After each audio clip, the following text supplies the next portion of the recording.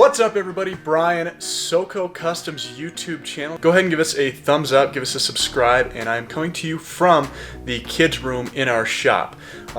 We can put different programming on this TV for your kids so they're not stuck watching the same daytime TV that you and other customers are watching, much like other shops. And the best part, we've got closed circuit TV that you can watch your kid from the other room.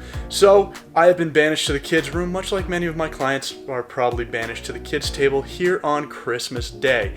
But I want to bring to you I'm going to call it a state of the aftermarket address. A lot of you guys are out searching for the new lift kits for the brand new 2020 GM products. And as a guy that is literally paid to study the tides of the internet, I am here to tell you a little bit more about what is going on as of today, Christmas Day 2019. Alright, so we will start off with Rough Country. I'm very familiar with the Rough Country products, and they came to market with the torsion leveling kit as well as the 3-inch lift kit. The 3.5-inch lift kit was kind of their flagship for the 2500 models in the last generation. They brought the same as the new offering for the 2020s. Now they recently did add a 5 and a 7-inch kit. So with the 3-inch kit, you can fit 35 1250s underneath it, but you have to have enough offsets. You have to have a positive offset on a 20x9. We'll play around with that a little bit as we go and make sure that we can correctly address any fitment issues that there might be with that specific kit. The 5-inch kit will fit the 35 1250s no problem, and that's what it says per the website. And then once you get up into the 7-inch kit, that's where you can start fitting the 37 1250s. As far as Rough Country goes, they're usually on the more conservative end of fitment as far as what they're putting on their website. So what they're going to tell you is where you're going to have to do very minor plastic trimming. Sometimes you can push the envelope with these kits as long as you really understand the fitment of those kits. So the 5 and the 7-inch kits are both non-torsion drop kits, which is cool because you won't see the bars running down to the lower control arms. So that's definitely a plus if that's the kind of look you're going for.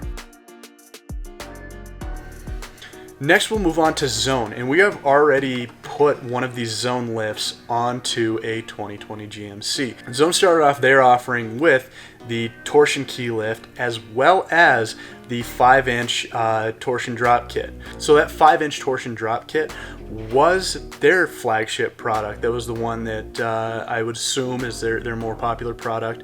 So they definitely brought that to market really quickly. It did come standard with the Fox shocks, but I do believe that those still are twin tubes, so they're just upgraded twin tubes.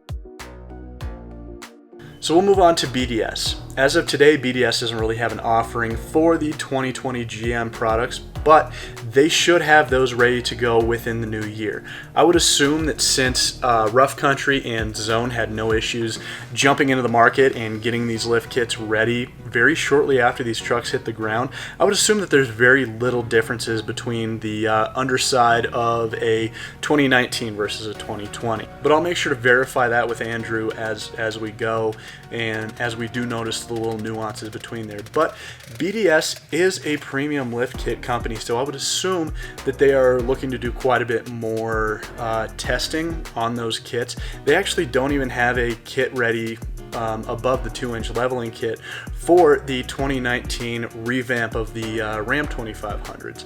Which I find interesting, but also it would just go to show that I think they're wanting to do a little more testing on these kits to make sure that they're ready to go. They are a premium brand, and a lot of the companies that are jumping into the market right now are much more stance oriented, especially the Rough Country. Like the Rough Country, they don't have the V2s or the Vertexes ready for these kits, so one would argue that it's just kind of a stance play right now, and they'll continue to develop their more premium kits. But I digress because so BDS I think is in the same boat. They want to make sure that their kit is premium enough to fetch those premium dollars that they expect.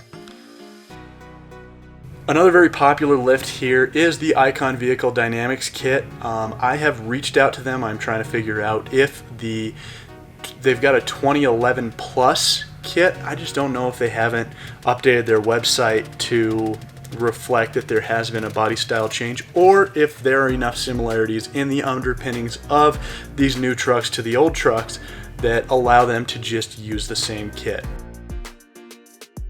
So when looking at the small amounts of information that there are out there, if you are trying to stance your truck out and go with a negative offset, you're looking at a 35, or at least bumping down a size in tires. But if you're looking to run a positive offset, a lot of them are calling for between 0 and 20 millimeters of positive offset.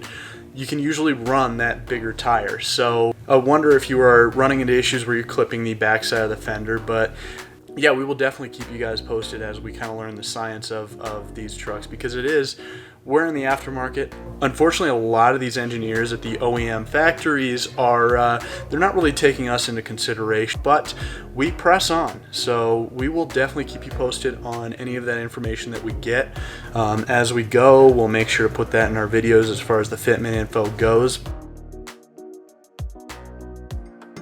So I got a chance to talk to Andrew, and he says that there are two key differences between the 2020s and the outgoing 2019. So number one is they made the cross member for the torsion bars even thicker. So the torsion bar tool that you've been using since torsion bars were invented is now obsolete on those. So you have to order a specific torsion bar tool for the 2020s.